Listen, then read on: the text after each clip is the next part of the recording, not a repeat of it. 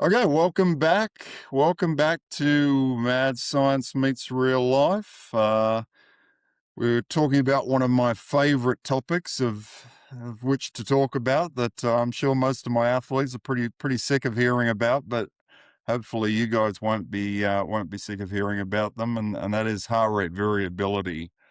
So we managed to procure a very special guest for this one who knows more about heart rate variability than pretty much anyone out there, in my humble opinion. And he's somebody that I've certainly learned a lot from over the years as far as heart rate variability goes. We've been I guess following each other and communicating indirectly for a very long time, pretty much since he started his famous HRV for training app, and it's certainly what I've been recommending to my athletes through the years as their go-to for tracking heart rate variability. So, Thank you so without much further for the ado, kind a big words welcome and to for having me Mr. Marco today. Really Altini. appreciate it. I don't know actually if I deserve all of that because I learned so much from you, also in the context of heart rate variability. So it's a real pleasure to discuss things today. Yeah, it's definitely a two-way street. Definitely a two-way street, Marco. I think that's one of the great things about social media and kind of the conversations that you get to have with people that you wouldn't necessarily meet otherwise. I mean, Marco's in Italy now, and I was initially in Australia, and now I'm in the US, and you just get access to these people who think very similarly and are thinking about topics that you're really interested in, and it's been great. So. Hopefully what we can do today, I was chatting with Marco a little bit before we came on, is get into more of the practical side of things with heart rate variability. I think Marco's probably done about 1,000 podcasts on what HRV is and just kind of the theoretical side of things, but hopefully we can dive into some more practical aspects for this one. I know for a lot of athletes that I've worked with, that's been kind of the big conversation is, okay, I'm tracking my numbers now. How do I actually apply this to make decisions day to day? And I think that's where one of the challenges comes in. And I know Inaki is another guy who has had a lot of experience with heart rate variability pretty much since we started working together. Inyaki's been tracking his HRV and has seen it change over the years in accordance with the different types of training he's doing. So yeah, Inaki, I'm sure you're excited about this one as well. Yes, definitely. I'm excited. And I would also challenge a bit the heart rate variability because, I've been using this probably since the early inception of HRV. HRV for training, the app that Marco created. But I also seen the development of Marco not only as a, let's say, tech sport, enthusiast, because it's all the progression to where he's right now, where he's also coaching people. He went over, I think you did a PhD in computer science and, few like tech side of things and programming, but at the same time, you develop your coaching capacity and also your passion from a pretty average, I would say, runner to a really good amateur runner, ultra runner. So I think all that development is really interesting because probably one of the misconceptions I see with HRV, and where I will play a little bit of devil advocate later on in the conversation, is many people argue that heart rate variability is not great to make decisions, right? And they talk about the readiness score and so on. So I will try to blend that and a little bit play on the defensive side on the qualitative metrics, right? And the quantitative metrics. So all the like how you feel rather than what the number is telling you to feel. But maybe we can get down that rabbit hole a little bit later. I'm super excited about this conversation, Marco, and let's get down to this.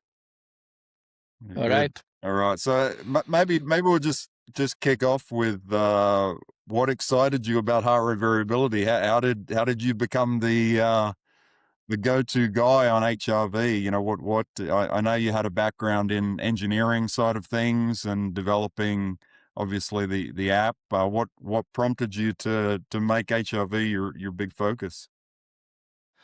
Yeah, it was at this point a long time ago, maybe 15 years ago, that I took the opportunity to move abroad from Italy to study. And as a computer scientist, I didn't really have anything in particular that triggered, my interest or my passion in a way that I found, this what I want to work on, until through this internship I got exposed to people working with early prototypes of what we would call today wearable sensors. So they would measure muscular activity in relation to stress in the office, and heart rate variability, and galvanic skin response and brain waves and all sorts of things from the body.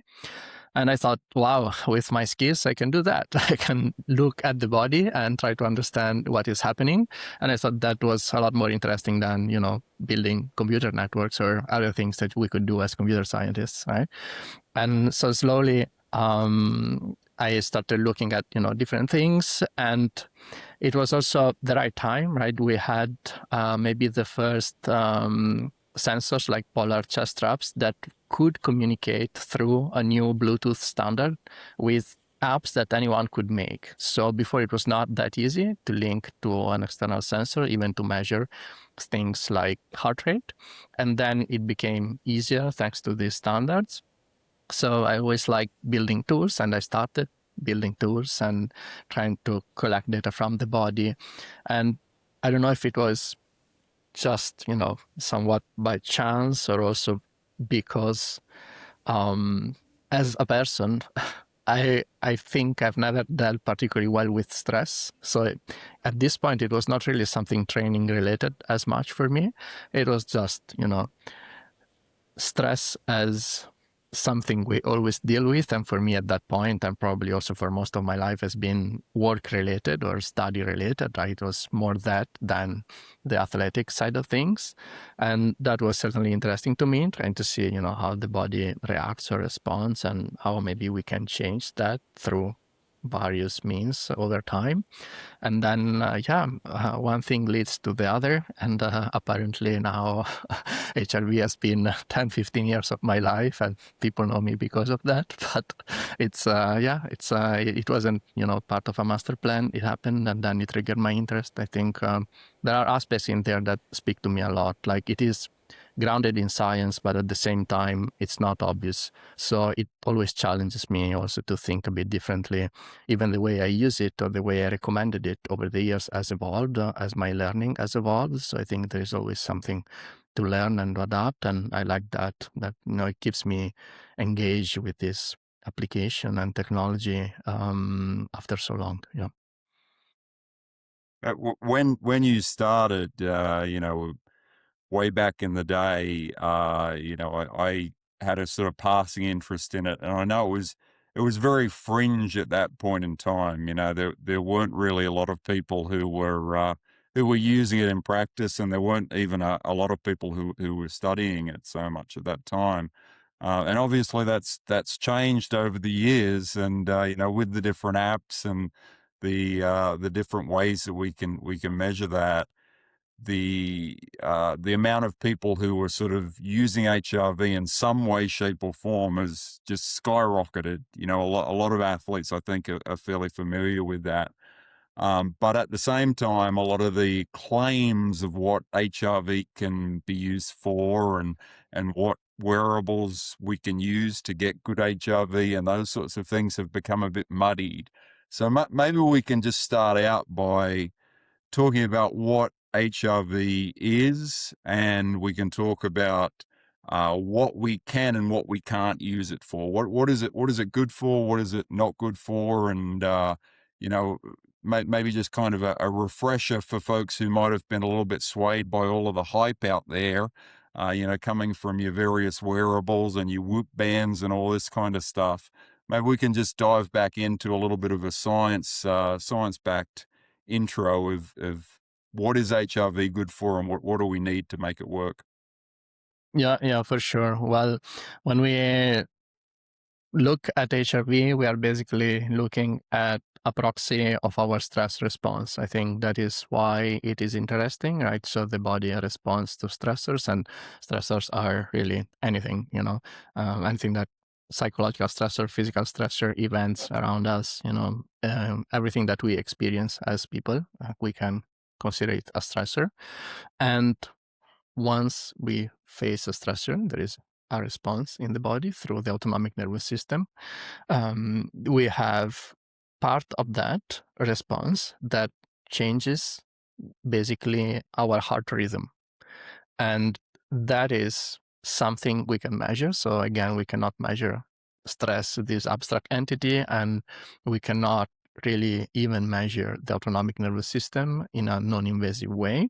But the autonomic nervous system will impact cardiac variability. So it will impact our heart rate and also the variability of consecutive beats over a period of time, which is what we call heart rate variability. And that is why it can be relevant if we measure it under certain conditions, and we understand again the limitation that we might discuss in a second. But in short, it's just the best non-invasive way to look at our stress response. Another way to look at the stress response could be also through hormonal changes, but that also is simply not as accessible, right? So it's not that it's less relevant or useful.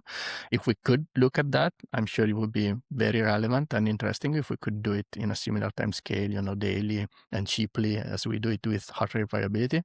Technology is not there yet. Maybe one day it will be, but so far, this is what we've got basically to look at the stress response. And as we, especially in the context of sports, I think it is a big application because the stressor itself, the training, is something that we have control over, that we can adjust. So it makes a lot of sense to create this feedback loop in which we prescribe the training, we look at how the body responds also through HRV, and then we can make adjustments. While outside of sports, it is still relevant, it is still our stress response, but it is just harder sometimes, right? If we have big problems at work or with our family or with our health, the data is not as actionable. So it's obviously a different kind of signal in the context of how we use it and what we can do with it, but it's still similarly associated to our stress response because again, our stress response is generic to any sort of stressor and it's not something that is specific of the training stressor. That probably is the first thing to understand. We are not looking at HRV in isolation in the context of training. We cannot ignore the other things that we do in our lives. We use it more as a sort of global marker of stress, which includes everything that we do. And sometimes we might respond well to the training, but maybe there is something else that drives a suppression. It could be our health. It could be even just something we ate that we didn't, digest well and things like that. Minor things sometimes. Some other times might be that we're getting sick. So it's a useful signal in the sense that it's very sensitive to all sorts of stressors, but it's not specific of anything in particular, typically. Marco, and let me ask you about this question because you mentioned hardware and obviously the software that you use, the one that you develop, it's super, right? HRV for training. But I have a problem when it comes to the hardware and the wearables and other softwares as well, because what I've seen, even within HRV for training, because I've been using this for more than 10 years with me and my athletes and some of my corporate clients. And what we've seen is first of all, if you choose the orthostatic method or not and how long it is, right? That's very important and maybe you can address this. But second, is not the same, even though I've seen the research that you've shared using the camera sensor in the finger and using the HR strap, we can have a lot of variations, right? And just going one step further, because I know you work with Aura, the differences between using a hardware like that and also other softwares that are less precise with hardwares like Whoop, and not to mention even Garmin, which is absolutely terrible for HRV. But if you could little bit talk about this, because it's also very confusing, not only for the users, but also for the coaches themselves, right? Because we pick up on data that maybe was collected in a very terrible way. Yeah, that's true. So the technology is a big part of this, right? We want to make sure that we collect high quality data. So first of all, I would say that if we want to look at heart rate variability, meaning the change in the electrical activity of the heart, there is only one way, and that is with a chest strap, because otherwise we are not looking at the electrical activity of the heart. We are looking at yet another proxy, which is changes in blood volume at the periphery, which could be at the finger, it could be at the wrist if you're using, the phone camera, a ring, or a brand, or a watch. These two, so heart rate variability and what is called pulse rate variability, so the variability at the periphery, again, measured with optical sensors, can be very similar. For some people is extremely similar, but it can also differ. It can differ because of a number of reasons. It could be, changes in maybe arterial stiffness or blood pressure, anything that goes between the heart and, the blood reaching the periphery. It could also be that sometimes there is poor perfusion at the periphery in some people, which is, again, not a problem health-wise, but it is a problem if we want to try to measure something there. The different hardwares also, like in terms of the phones, that technology we developed, again, we validated it. And so we showed that it can behave very well. But we did that typically with iPhones that are very standard. And then, there's a lot of Android phones also out there and that are not standard at all. It's different brands, different cameras, different positions of different things. The operating system is less under your control, so to speak, as a developer. So there could be very small variations, but in something where we need to be exact at the millisecond level, then those variations could lead to data that is not as accurate. And as a matter of fact, even the latest iPhone, which has cameras that are now far from the flash, make it so that you cannot really do it as well as we used to. So even myself, every morning, having developed a technology that, meant to displace the chest strap, is like since the last iPhone, now it's like 4 months that I use the chest strap every morning. So because for me, it was a no-brainer. Like, it's like, okay, the signal, it cannot be as good now as it was before. So like, I care about the usability of the technology, but I also care about having good data. Like, I will not trade that off. So before I was certain my data with the camera was good. Now that the flash is so far, I use the chest strap. And then, it's, for me, I'm one of those people that it is very similar. So I didn't have any discontinuity in the data, but I wasn't able to use this phone the same way. So I think it's important. One thing that the app does is to report signal quality. So I think it's important if you use our app and you see that the signal quality is not reported as optimal, then just use an external sensor and ideally a chest strap. I mean, I think it's really little trouble. Like, it cannot be such a difficult thing to do as some say. So it's, just have a strap that you use only for this, maybe. So it's not the same that you use for training, which could get gross quickly. And then that should be easy enough. And then in terms of the wearables, I think there is yet another aspect, because if we talk about morning measurements, phone against camera, against polar strap, against something else that you use in that specific moment, the only difference, so to speak, is where you measure. So again, finger or chest or whatever it is, and the type of technology used. So we know, again, they can be interchangeable, but there can also be issues. So we should try to find what works best for us. But if we look at wearables, then it changes a bit the whole, I would say, situation, because there are other factors that create differences in the data beyond the technology itself. So when we measure with a ring or with a band or with a watch, we use the same optical methods that the phone can use.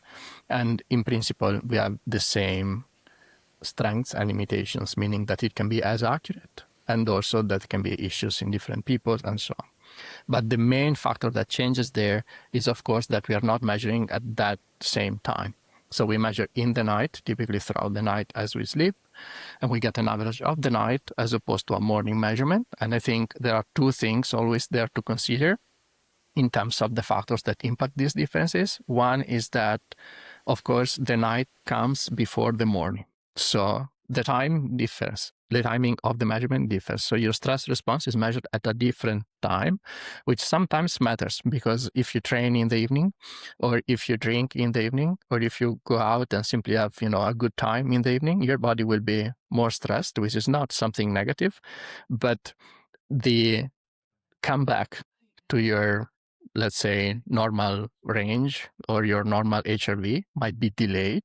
So the data might be, let's say, very tightly coupled to your behavior in the previous hours, as opposed to being representative of your ability or capacity to handle additional stress on that given day.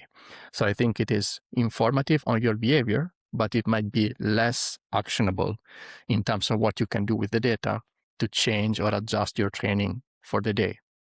I like the morning in particular because I see also sleep as a stressor, like as a positive stressor, for example. So if I measure in the morning, I measure after the restorative effect of sleep. That has also contributed for my HRV to go back to normal if I had good sleep, or maybe not to go back to normal if there was an issue. So for me, that is a good time, because we really take the entire day and everything that happened, and also the opportunity to recover with sleep before we measure. So I think it is okay if the two differ, because they're not the same thing. So that is something to understand. When we look at the data, we decide to use one or the other. This is an important difference, together with the second one, which I think is the issue of body position. That is also something that I think over the time I've learned also from you, Alan, because it's something that at the beginning I thought that being awake was, let's say, sufficient with respect to being asleep in terms of, being active and your nervous system being sort of challenged in a way differently. And to an extent, it is true. But we can further challenge the system by, for example, sitting or standing up, or doing an orthostatic measurement, as you mentioned, Inaki, where we would basically do both. So measure in two different positions. Because this sequence, if we measure shortly after, makes it so that the measurement is just more sensitive to stress. And there have been, multiple studies on this, looking at how certain stressors, even stressors that we might consider relatively large, like spending time at altitude, were not captured in certain athletes with night data as they sleep, but then they were captured when they measured in the morning standing up, because again, we challenge the system a bit, we measure, and then the stress response is amplified. So if there is a small change as you sleep that maybe we don't even detect it with the day-to-day variability that we have, then as soon as you sit up and you take your measurement, that change is amplified, and then we can see it much better. So that's another reason for the data to differ, and also I think another reason for to prefer sometimes morning measurements for some athletes that have the possibility to implement that routine, because I think they can benefit from a more sensitive assessment. I think that's a really good point. One of the things that I say to folks is what we're trying to do with HRV is really measure the strength of your recovery systems. And when you're taking like an all-night measure, if you've been out drinking the night before, or you've been out in a social situation and you're all revved up, then it takes some time for your body to move into recovery mode. So if you're taking HRV right from when you go to sleep at night, as a lot of the wearables do, you're really getting a sense of how stressed you were the previous evening, rather than how well your body is recovering to those stresses. Whereas if you take it in the morning, what should happen in a healthy system, you've had all of your night to sleep. You've dealt with some of those stresses from the previous day, whether they're training, whether they're social, whether they're alcohol, whatever they might be. And we expect that your body is in a better place, right? So if we measure that day to day at that point, we get a sense of how are you doing at the time when your body should be recovered the most. And I think that's something that's really missing from a lot of the sort of wearable approaches, which really just measure how well are you living? Are you drinking a lot every night? That's more what you're getting from the metric, rather than a sense of how well does your body recover.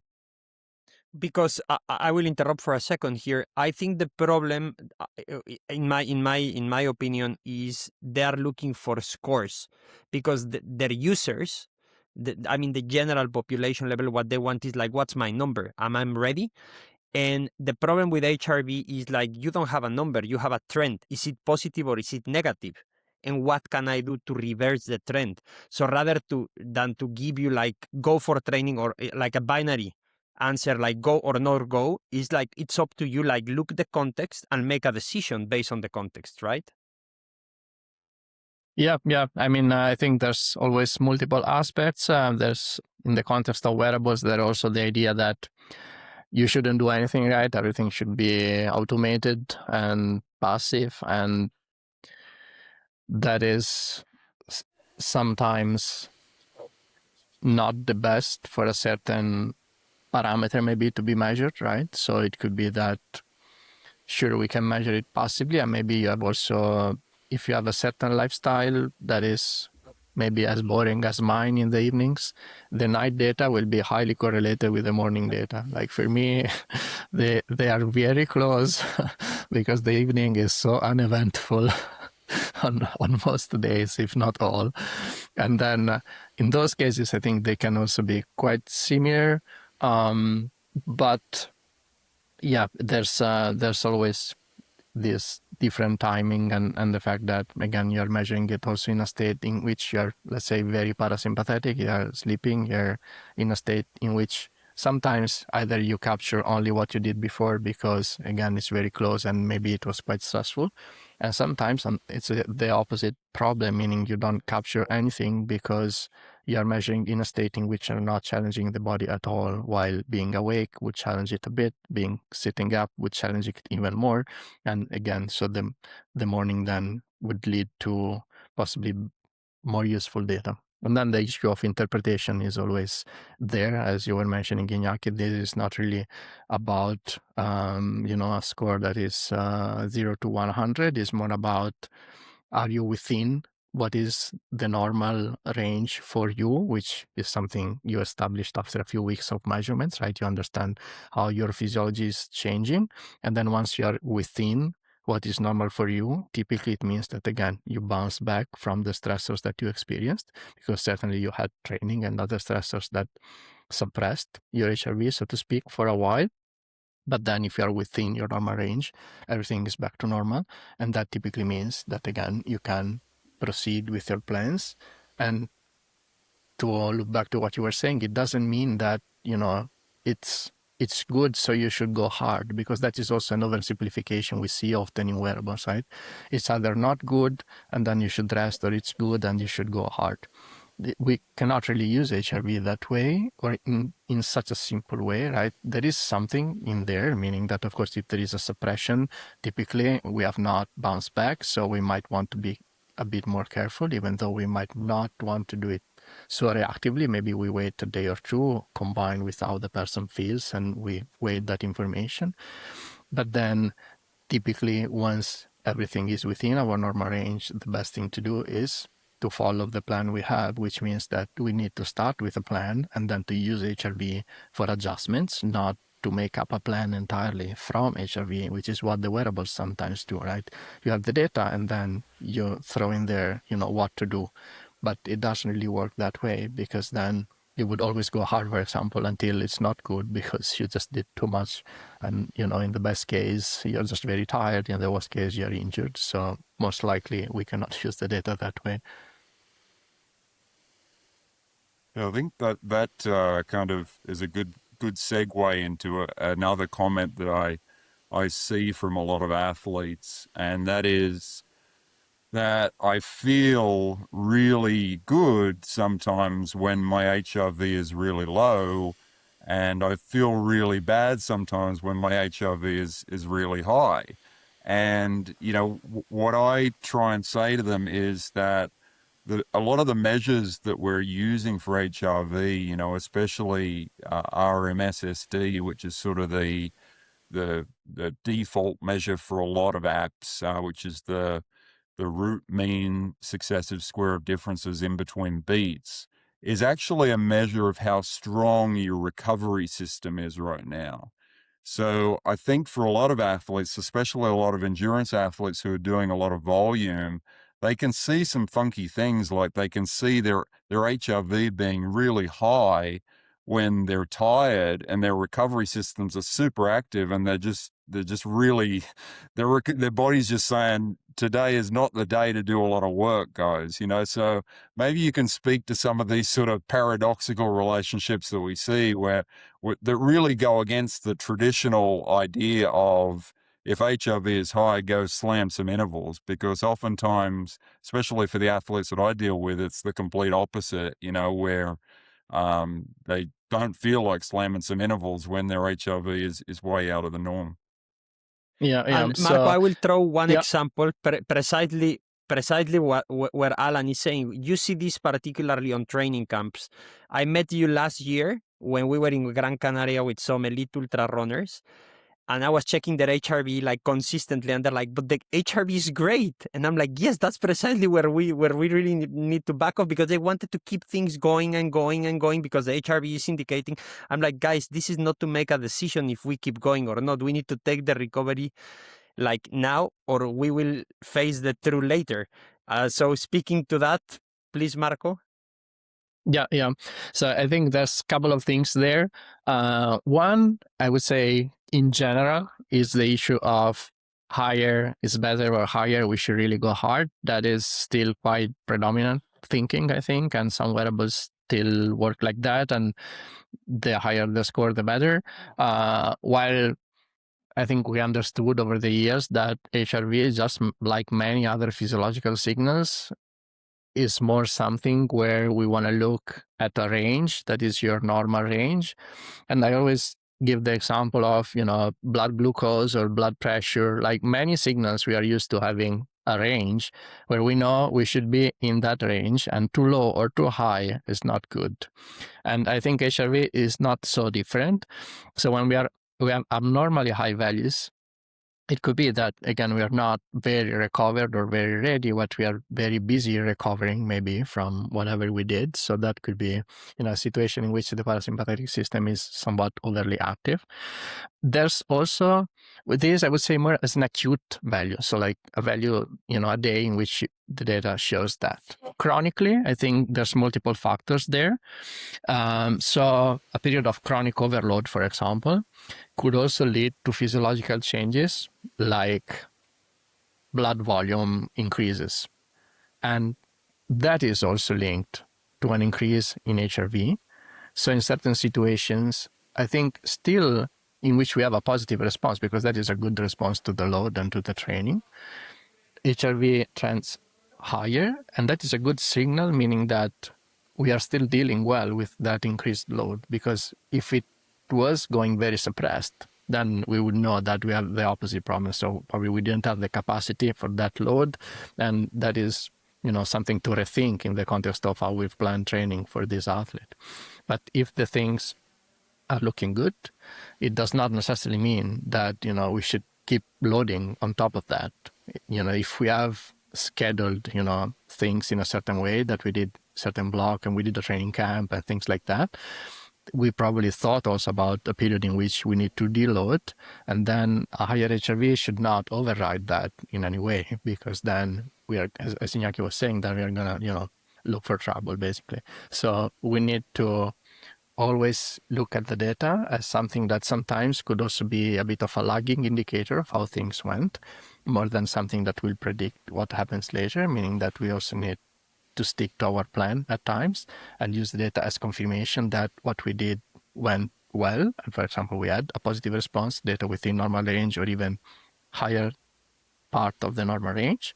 But that, again, doesn't mean that we shouldn't keep periodizing the way we thought about doing it.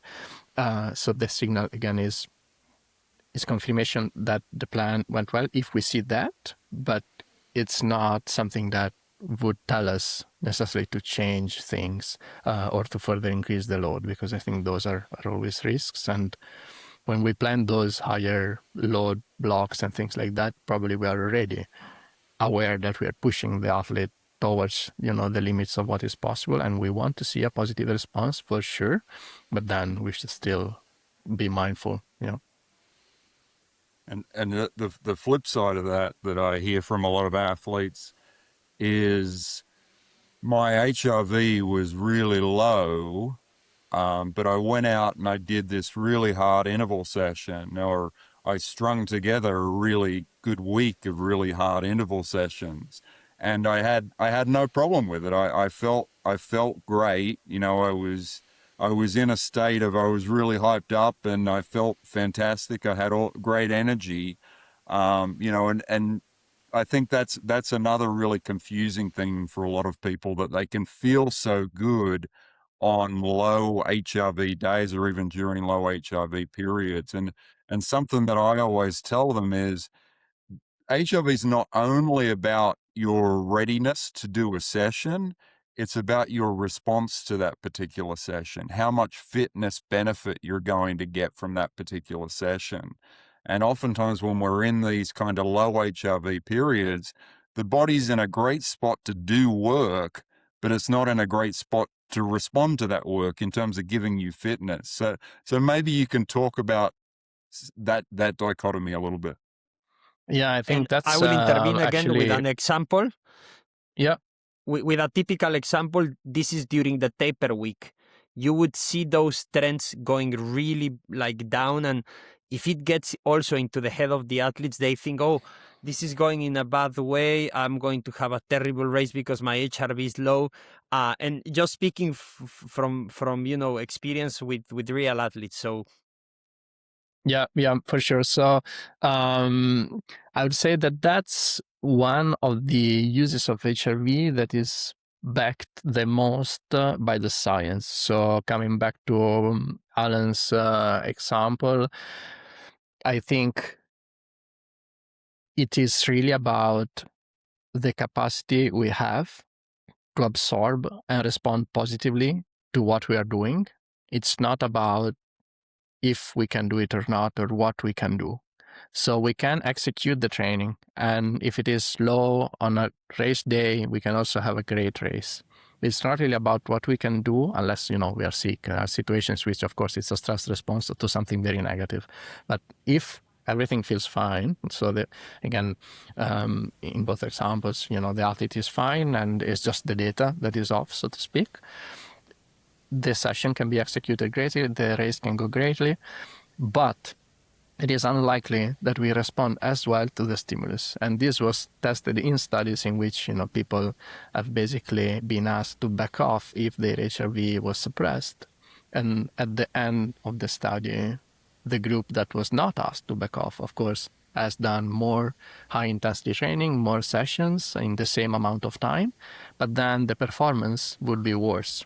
So, maybe you feel great that you did your session and all of that, but it does not often lead to an improvement in what you eventually care about, which is the performance and how you respond to that. So I think that in general, in those situations, it's worth looking at the data and paying attention to it. If it is a race, then who cares, right? Because you know that later there will be a deload, a recovery, and off-season, a transition, whatever we want to call it. There will be a situation in which, we are not doing the race typically unless it is, a B race or something like that, to lead to certain adaptations. We are doing it, to compete. And then, And just to build on that, Marco, what you're talking about there with these training response papers, where athletes are split into two groups, one with a HRV guided approach where they're actually listening to their HRV independent of how they might be feeling and how ready they are to do a session, versus those who adopt a more traditional sort of periodization program. The HRV guided group consistently shows pretty significant improvement in terms of their fitness over the traditional periodized group. And these studies have been going on now for 15 years just about, and they consistently show the same thing. Wouldn't you say? I mean, it's sort of we can close the book on it at this point as far as HRV guided being superior to a traditional approach. Would you agree with that? Yeah. I think it's one of the things where we are most certain, meaning that there's been a lot of research in different sports and the results are always the same. Like worst case scenario, there is some improvement in some physiological parameter, and best case scenario, there is a clear performance improvement. So you see the trend is quite clear. And I mean, I think we all understand that, right? It's intuitively, it makes a lot of sense that the timing of the stressor matters. It's not just about what you do, it's also about when you do it, and using your body's stress response to modulate that when you do it can improve performance. And starting from a periodization, right? Also in this case, it's not that the HRV is everything that drives the plan. It's just a way to adjust the plan that typically has led to better results. And even there have been an evolution, right? So there's been an evolution because before it was very reactive, right? It was more like the wearables or the apps work. So there is a suppression and there is a recommendation to back off. Sometimes it makes sense. Again, maybe we're sick or there's something we don't want to wait like 4 days before, we have chronic suppression. But in the studies, typically, recently a more chronic approach has been used. So no, we don't look at this daily value with respect to your normal range. We look at what we call the baseline, which is just the weekly average. It's just obviously to bring down a weekly average, you just need a couple of bad days, not just a bad day. So when you have a stronger signal that maybe you're not in the best situation to respond to stress and to assimilate additional stress, then you can use the data that way, basically to adjust your training. And that is something that, I think is maybe one of the more useful ways to use the data in practical settings. Yeah. Now I will throw my devil advocate card into the equation. Because what I've discovered, particularly after using consistently for more than a decade HRV with athletes, regardless of their level, is what I found when they are measuring this, they're either trying to control it, right? So either I have a good or bad number, or they're really learning to listen to their body. So I can really go into how you feel. And at some point with some of these athletes, I completely stopped using HRV because they came so in tune, thanks to that first step with HRV, to actually asking every morning, like, how I feel. Should I proceed? Should I not proceed? And at the end, I think what we really need to be looking at is like, are you ready to train or not? And the only person that can answer to that question should be you. The problem I see with most people and most athletes, regardless their level, is they lose that tune with their body because they want to execute the plan or they just want to keep pushing. That's the nature of, I guess, the individuals doing these activities. I would love to hear both of you guys, which also have coach athletes, not only develop technology and ideas. What do you think about this? Because I think that's a big component. And you mentioned this in our conversation, Marco, last year, that for you, technology is useless if it doesn't serve the purpose of helping, right? And I mean, HRV can tell you whatever, but are you moving forward? You are becoming a better person or not, a better athlete or not? Are you healthier or not? So I leave it to you guys. Yeah. I'll start. I'll say that for me, the data is really, a lot of it is about bringing that level of awareness that you say. So if at a certain point the technology is not used, in a way it's a win because you have become aware. In the context of morning HRV, to me, is not very different from exercise heart rate. It's like there are phases in which maybe it's really useful to start to understand your body, what it means to go at different intensity, what it means to have, to learn perceived effort. What is a perceived effort of 2 or 3 or 7 or 8, these kind of things that we might link to breathing, to heart rate, to objective cues that help the athlete develop those skills. So that is a very important part. So the awareness side of things. I also think that there are situations in which, for me personally, my use of the data, I'm just curious. So like, even if I feel like I have the awareness and eventually subjectively, I always decide what to do because I have, it's been a journey. But I think the data can give me cues sometimes when I try different things, because we don't always do the same things, right? So maybe I know myself in a certain context, but then this next block, I want to try something different. It could be volume, it could be different cross training, it could be heat exposure, it could be, or maybe work is more stressful or other things. So everything is always so dynamic that you're not ever really the same person in different situations, and then the data can tell me something that maybe I'm not so sure about. Like if I decide to pack more intensity in 2-3 days and to do doubles running and biking just to see maybe do I need a higher cardiorespiratory stimulus in this training phase for a reason or the other, and I know I will feel fatigue, but I'm very curious to see from an autonomic nervous system point of view, if I just feel fatigue because maybe I'm sore or something else, or if I'm really develop another level of fatigue and I don't bounce back the way I would from a different type of session. So I think even when we have a good level of awareness, data can be very informative in different situations, to the point that if it's not something that impacts negatively the athlete psychologically or anything like that, or it is just a burden to have that routine in the morning for practical reasons, there can be different situations, then I would always still collect the data, even for people that are very aware of their own feel and so on. Again, just to maybe learn something at different times, or just, again, because I'm curious to see how the body responds to certain situations.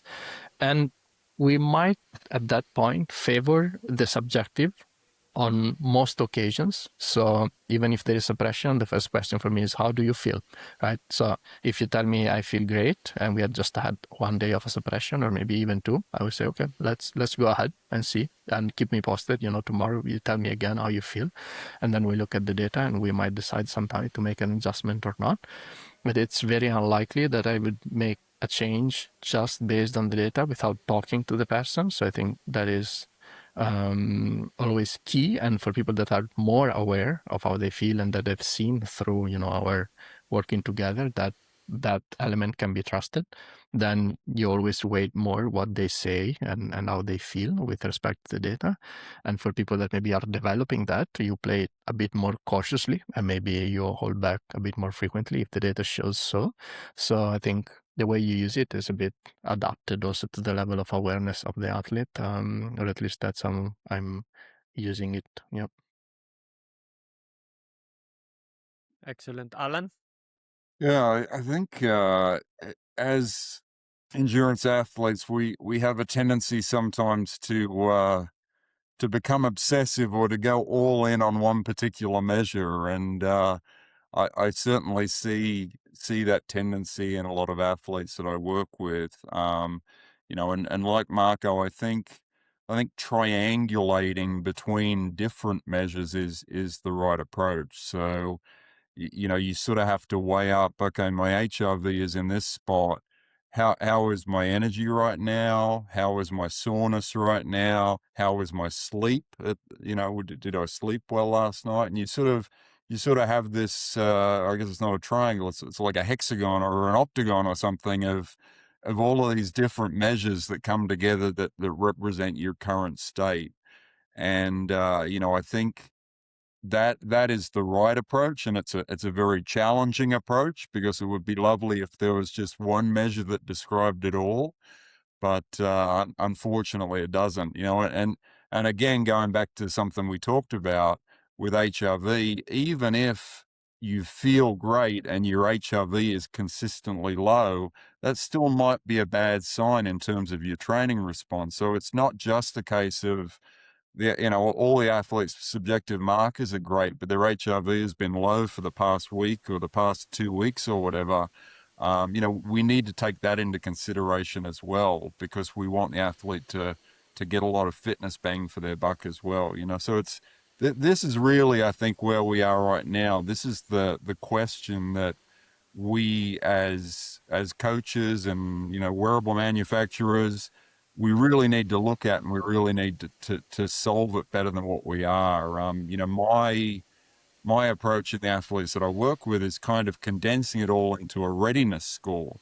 And Marco is not going to like that very much, because I know he has strong opinions on readiness scores. But I think he might like my approach more than the approach of a lot of wearable manufacturers, in the sense that what I do is I actually match this composite score to something real. So I look at how do all these factors come into play in how an athlete ranks their training session. So what kind of weight do we apply to all of these factors in an athlete that gives me one of the sad smileys on Training Peaks? How do each of those come into play?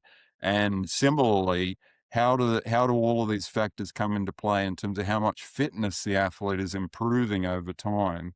So, I think that's the right approach to move forward with, and I know, when Marco is talking about some of the folly of these readiness scores, it's because a lot of the wearables just spit it out without really anchoring it to anything real. They're just making up numbers, basically. Is that a fair representation, Marco, of sort of your take on the whole readiness score debate? Yeah, for sure. And, it's very different from trying to individualize it with respect to an athlete response or feedback or progress in training. What I dislike is the general assumptions they make. So in the context of the wearables is always, you sleep a bit less, your score must be lower, or you were more active and your score must be lower. Your HRV is a bit lower and your score must be lower. It's like, to me, there is a theme there in which we pretend to individualize, but we are really using a very generic model. And, people think it applies to them because it's their own data, but it's not reflecting of how they are responding, to what they are doing. So I think that's something they need to keep in mind, which is, of course, different from what you're doing, which is not unlike what I do, but I don't have maybe a system as developed as you, in which you integrate the information and process the data and come out with information regarding how to proceed. Well, I might think about those things in my head and then do the same sort of process to establish if we have a level of readiness. So in, who knows, maybe over the years we'll get to develop something also in that context.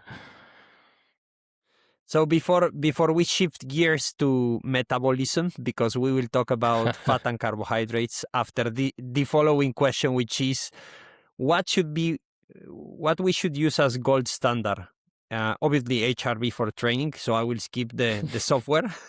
But should we use orthostatic? How long? Should we use the mentioned heart rate strap? Which one? Can you guide us through that, Marco?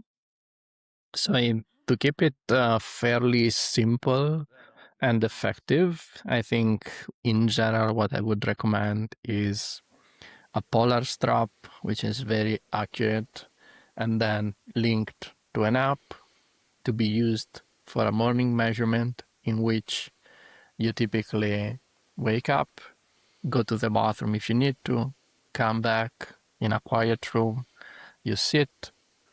After a few seconds, you take your measurement for a minute or 2 minutes. Let's say 2 minutes. You breathe, rested, relaxed, naturally, self-paced, without forcing it. Just, you're just resting there and taking your resting measurement. And that's it. So there are variants of this that can be useful. But I think this is simple and easy to do for most people. So that's what I would recommend these days, to measure HRV in a way that can be informative of your capacity to assimilate additional stress on a given day in a training context. Okay. So now we move to the second part, which is fat metabolism and carbohydrates. So maybe, Alan, you need to ask about this to Marco, because I know you've been doing this for the last 30 plus years. So maybe you have more credentials than me for this. Yeah, it's pretty exciting to see Marco now set up a lab and pretty much do what I've been fortunate to do for the past couple of decades, and that is basically put a metabolic cart in my basement and get to test myself and test other athletes on how their fat versus carbohydrate metabolism goes and what we can do to influence those sorts of things. So Marco, I know as an ultra athlete himself, started with some of this metabolic testing and found some maybe inefficiencies or things that he knew that he could improve upon. So yeah, maybe we'll take it back to your first test, Marco, and talk about some of the things that you learned and some of the things that you thought you might want to experiment with. Yeah, for sure. I think this has been now, I would say, more than a year that I've changed quite a bit around the way I eat and so on in the context of, I would say, purely and long distance endurance performance. Like I don't think there's another bigger driver at the moment for me to keep doing this, even though at this point I also enjoyed, the way we change our habits sometimes in ways that we don't even think it's possible, but then everything changes. Maybe even our taste for certain things changes, and it's been a process, but very interesting to see. So this was all triggered by, as Alan mentioned, a metabolic test in which I could see that despite progressing quite a bit over 10, 15 years of endurance training and so on, and knowing that from performance data and longer distance events, that for me it was always particularly difficult or not possible basically to do what I could potentially do based on shorter distance events in the very long distance. So there was always, let's say, a decrement in performance that was larger than for other people. And looking at the data of basically how my metabolism worked, I could see that I was basically burning only carbohydrates, even at low intensities, right?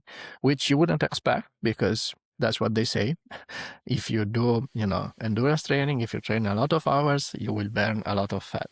But it is not that simple, it turns out. So I could see it firsthand on myself, but then now I've tested also other people in similar situations. So there are, like in everything else, genetic differences due to other factors that are not training, in this case, obviously diet, that have a large impact on some aspects of our physiology, in particular our carbohydrate and fat oxidation rates at different intensities, to the point that many of us actually, even endurance athletes, might even not have a crossover point, which is what we call when we go from burning more fat to burning more carbohydrates as we cross different intensities, right? So the typical textbook model says that at this intensity you burn mostly fat and very little carb.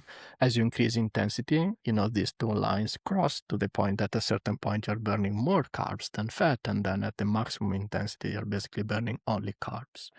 That is not like that for everybody, and for me in particular, I had basically two parallel lines in which I would just burn almost no fat ever and then a lot of carbs at every intensity. So that triggered an experiment in, how can I change this? Can I change this with diet?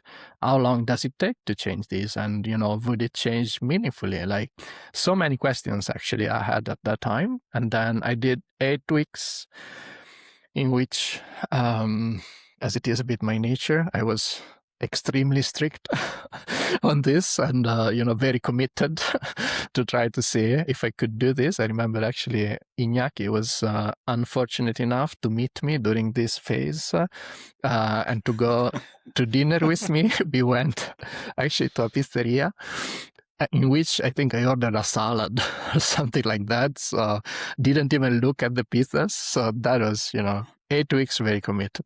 But maybe, because I thought, Marco, I will give the context because that day we finished a race, like 100-kilometer race, and everyone smashing like pizza, pasta, bread. And then you have Marco without like eating steak and salad, and everyone is like, what the hell with your friend, man? True, and I was also the only Italian, together with my wife, who was also on the same diet. So it was really, really funny to see. But in my defense, I did not run 100 kilometers that day. So my training was different from the other people that were at the table with me. But that's to say that then, I wanted to basically put myself in the best position possible before I could test again, because I had booked the test at that time. I didn't have a lab yet, so I had the test 2 months later, and I thought, okay, it doesn't make any sense to do it half-baked. So either we do it very well and see where we get, and then I decide if I stick with this or not, or we don't do it. So I tried to do it as well as possible, which also includes logistic nightmares when you're traveling, because at that time I had the test the day after I was traveling from Gran Canaria, where I met Inaki, back to home in Amsterdam at that time.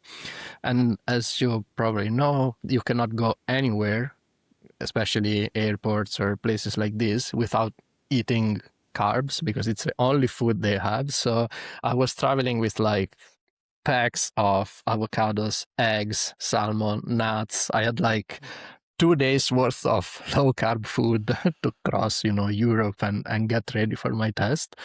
Eventually, I do the test, and there had been a dramatic shift in fat oxidation.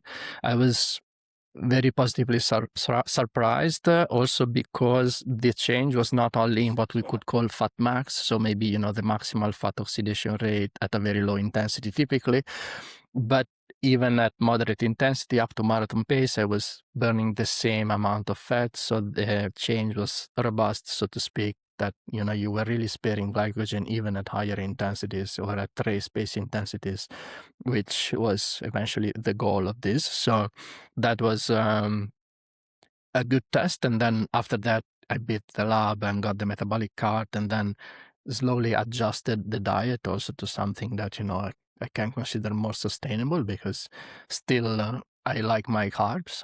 I just periodize them in the week, in the way that they are more useful for my training and do not impact negatively my fat oxidation rates. And I have to say, this, again, it's not that everybody has to do this, right? Because people, when we talk about these things, people or read about things, and you always think that this is the solution to something because it was the solution for me, because then my physiology improved and my performance improved greatly, so everything worked out really well. But again, it was because I was in a situation in which this was a key limiter for me to further improve, which might not be the case for others. Because, for example, last week I had an athlete I coach here at the lab, and we tested, and his diet is predominantly high carb, and his fat oxidation rate was one of the highest I've ever seen.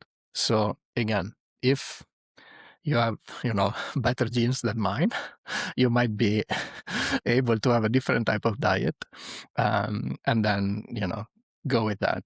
And this is rare, I would say, right? So among all the people I tested, in the data, 9 out of 10, you see what they eat, right? Because we tend to burn what we eat. So if your diet is very high carb, you tend to have lower fat oxidation rates. So it all makes sense. But it's not so simple that, everybody fits the same picture. So that's why I think it's important to test these things and to understand if it's worth for you to go that way or not. But that was a bit the journey I did in the past year. And, in general, I think it has been, very transformative, very informative. And that's also how I discovered some of Alan's blogs from, again, 20 years ago, maybe, if not longer, in which all of this was clearly explained, but that I had probably missed earlier. Yeah, So I would like to ask you, Alan, and this is a great experiment, Marco, and I think that the disclaimer you made is really, really important, because, I read everything you wrote in Substack, like all this journey is fantastic. If you would ask me, go do this, I know it's like, I'll never do this, like me, myself, and I'm sure my fat oxidation rates are through the roof because I train like 20 plus hours a week for the last 15 years, right? So it's also the context. You did a transformative approach over what you were doing when you started as a really amateur runner. and really poor nutrition to where you are right now. And that doesn't mean that you will keep doing this for the rest of your life also, right? So this disclaimer, I think, is very important for the listener. And this is, Alan, where I want you to step in, because you've seen what happens with, doing this, let's say, approach to nutrition for 1, 2, 3 years, periodization, so on, versus stacking the work, doing it at the right intensity, and of course, fueling for the work required, which at the end is what Marco just said, is periodizing the nutrition, right? Yeah, I think that's a really key point. And, again, I guess going back to our tendency, our psychological tendencies as endurance athletes to always go to the extreme. A lot of folks have that same tendency with their nutrition. So rather than look at some of these middle ground periodized approaches that Marco's talking about, when you tell an athlete that we want to improve their fat burning, they're like, okay, I'm going on a keto diet. I'm going to read every Atkins book that I can. I'm going to, I'm going to go to the extreme of only eating fat and eating less than 50 grams of carbs a day. And, we really don't have to do that. And I think if there's one thing that my years of experimenting with a Met cart with a whole bunch of different athletes has taught me, it's that small changes can make a difference. Like there's a whole middle ground here. You don't need to be in ketosis in order to improve your fat burning. Would you agree with that, Marco, based on what you've seen in the lab? Yeah, definitely. It's really small things, and it's not an extreme approach. And we are in the era of high carb eating, so I always feel like I have to defend myself because I don't tell people to always eat carbs every minute. But it's really small changes. Like now I work with an athlete for the past 10 weeks in which we really looked at this a bit like you also did in many cases probably. Like their profile was similar to mine, so training many hours, but then fat oxidation was low and is aiming for long distance events. And again, we didn't do anything crazy. There has been like some changes in the breakfast that typically in Italy is, pastries and sweet things and sugary ultra processed food and only carbs basically. So okay, some of those maybe when you have a longer run or a hard workout, but then on the other days, maybe let's have some Greek yogurt and nuts, and some other days, let's have some eggs and avocado, like, simple things. And then the main meal still will have some carbs, but maybe it's not just pasta, it's maybe a bit of rice. And then you have, vegetables and protein and all sort of other things that make you, full for the meal, but it's not just that one macronutrient that you're using. And then, the occasional beer is still there. The occasional sweet is still there. If you go out for dinner, you don't obsess the way I was doing a year ago. It's like, you eat what's available there and, you're happy with your life regardless. And so, again, a much stricter approach, trying to make it sustainable, just small changes here and there. And also there we went from, I think, 0.4 to 0.3 grams per minute of fat that was his previous state to something that was 0.8 to 0.9, which is considered already almost a positive outlier at this point with respect to the average of the population. So huge change in 10 weeks of just trying to be a bit more careful with things and making some small changes here and there. So there's absolutely no need to, remove all the carbs from your life. On the contrary, we need the carbs, especially for certain types of sessions, but it's really just that middle ground of trying to balance things a bit better so that you basically are more metabolically flexible, which can be helpful for these long events, as opposed to basically relying only on one type of fuel. I think one of the things that is underestimated as well is it really makes the training a lot more tolerable. When I had fat oxidation of 0.3 grams per minute, similar to your guy, every long session that I did, I bonked on. It was just like every single long workout, I find myself at the local service station just slamming whatever sugary drinks I can and whatever cakes I can find just to make it home. So I think I think, again, some of these just moderate approaches where if we can shift from sort of 0.3 grams per minute to, if we can get to 0.5, your whole experience as an athlete really does change. You know, you're not on this constant roller coaster of sugar highs and sugar lows. So I think that's something that you know, a lot of folks, they just think that's normal. If you're a sugar burner, a carb burner, you think that's what should happen. You know, you get tired, you go out on a Yeah. 6-hour ride, of course you bomb. It's just, but But yeah, That's you really some of the shouldn't be. comments I got were actually like that. Even when, you know, I went on some sort of experiment to test things, and I went out for 6 hours and I had, I don't know, 10, 15 grams of carbs per hour. And, you know, I got comments on those lines, you must have bonked so hard. And I was like, no, the opposite. Like, I'm burning 1 gram of fat per minute. It's like I can go on forever, basically, and, you know, feel good. And you just need, let's say, a steady intake to maintain blood sugar levels, but that intake can be very low, and then you just feel very good. And again, it doesn't mean that that's what you want to do or that's how you want to race. Like, there's many different factors there that play a role, but the way you feel is certainly that you feel the long duration exercise does feel easier and more even in terms of energy levels and so on, because you're simply sparing a limited resource in your body that you would otherwise finish in maybe 2 hours and a half. And also, it's never going to be the same to slam the typical European breakfast of, like, you know, some pastry and coffee than having oatmeal with yogurt, right? And mixing fat, protein, and carbs. Like, the digestive process, the insulin spike, Sure. like, all that plays also into fat burning and metabolism. It's because it's not only about fat max, it's also about lactate and being able to do the work in order to get the fat efficiency, because otherwise you will not be able to perform the work at the prescribed intensity, so you will not get fitter.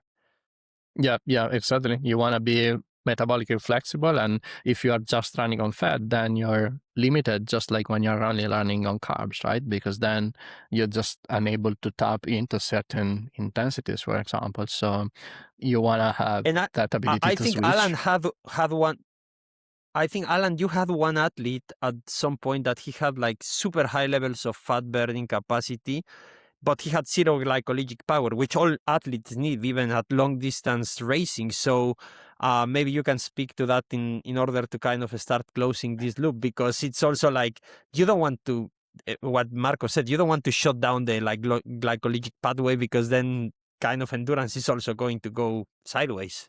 Yeah, exactly. You know, and I would go so far as to say pretty much every relatively high level ketogenic athlete who's truly ketogenic, who's, you know, doing less than 100 grams of carbs a day, they all have that same sort of profile where they're lacking that glycolysis at the high levels of intensity.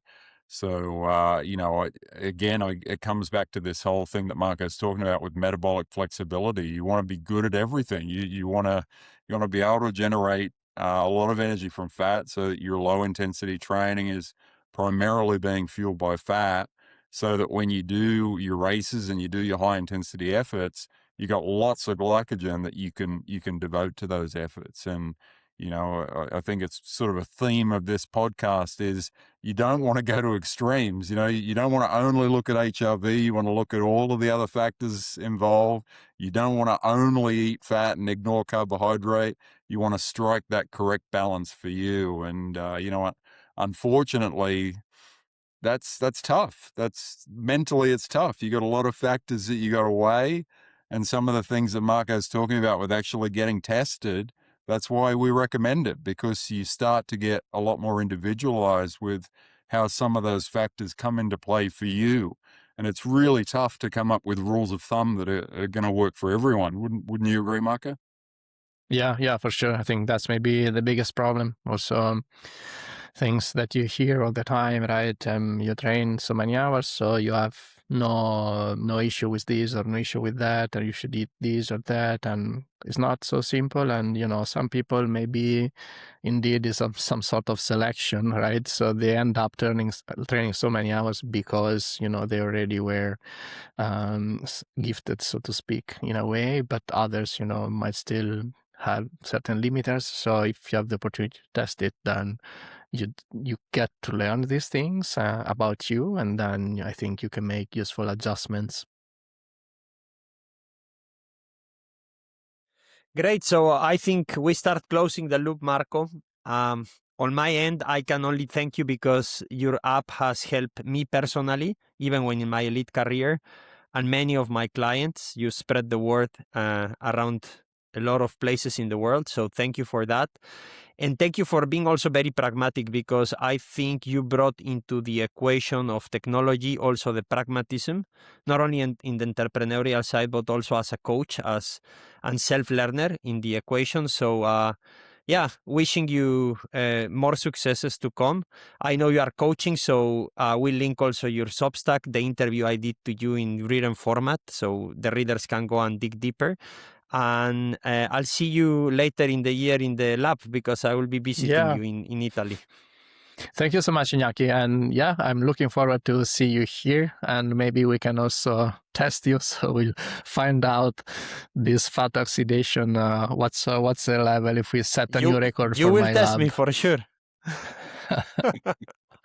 Amazing. Yeah, I can only echo what Inaki has said. I mean, when I first got into HRV with my athletes, I had them sending me like fit files, and I was trying to calculate all their HRV from the fit files. So, your app was definitely a huge win for me in terms of the work that I had to do, and I think it really set the scene for a lot of the other apps out there. And in my opinion, when athletes ask me what app should I use, I always go to yours, because I know that you're a very data-driven guy, and I can trust that the filtering and stuff that you're applying to the data streams that you're seeing is legit. It's not we're not accepting anything that doesn't sort of pass the test. So big thanks to you for all the work you've done, Marco, and I would definitely recommend Marco's app for everyone that is interested in getting into HRV. I think it's the way to go. Thank you, Alan. Really appreciate it. And as you know, I've been, a fan for over a decade, learned so much from you. So for me, it was just, great today to have the opportunity to talk to the both of you. And thank you so much. Love it.